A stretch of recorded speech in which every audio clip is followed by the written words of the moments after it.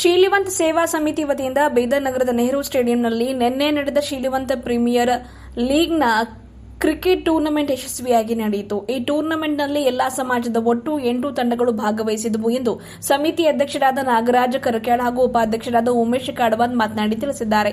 Tournament ಬೆಳಗ್ಗೆ 8 ಗಂಟೆಗೆ ಆರಂಭಗೊಂಡು ಸಂಜೆ 5:30ರವರೆಗೆ ಪಂದ್ಯಗಳು ನಡೆದವು. ಬಳಿಕ ವಿಜೇತ ತಂಡಗಳಿಗೆ ಬಹುಮಾನ ವಿತರಣೆ ಕಾರ್ಯಕ್ರಮ ಜರುಗಿತು. ಪಂದ್ಯಗಳಲ್ಲಿ ಉತ್ತಮ ಪ್ರದರ್ಶನ ನೀಡಿ ರಾಮ್ಲಾಲಾ ತಂಡ ಪ್ರಥಮ ಸ್ಥಾನ ಪಡೆದು 15,000 ನಗದು ಬಹುಮಾನ ಮತ್ತು ಪ್ರಶಸ್ತಿ ಕಪ್ ತನ್ನದಾಗಿಸಿಕೊಂಡಿತು.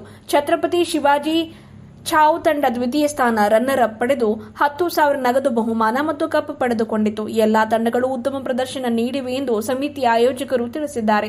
ಸಮಾಜದ ಯುವಕರಲ್ಲಿ ಕ್ರೀಡಾ ಮನೋಭಾವ ಬೆಳೆಸುವುದು ಹಾಗೂ ಪರಸ್ಪರ ಒಗ್ಗಟ್ಟು ಹೆಚ್ಚಿಸುವ ಉದ್ದೇಶದಿಂದ ಈ ಟೂರ್ನಮೆಂಟ್ ಆಯೋಜನೆ ಮಾಡಲಾಗಿತ್ತು.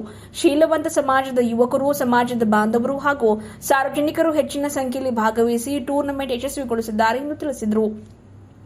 ಟೂರ್ನಮೆಂಟ್ ಯಶಸ್ವಿಗೆ ಸಹಕರಿಸಿದ ಎಲ್ಲರಿಗೂ ಸಮಿತಿ ಅಧ್ಯಕ್ಷರಾದ ನಾಗರಾಜ ಕರಕ್ಯಾಳ್ ಮತ್ತು ಉಪಾಧ್ಯಕ್ಷರಾದ ಉಮೇಶ್ ಕಾಡವಾದ್ ಪತ್ರಿಕಾ ಪ್ರಕಟಣೆಯ ಮೂಲಕ ಕೃತಜ್ಞತೆಯನ್ನು ಸಲ್ಲಿಸಿದ್ದಾರೆ.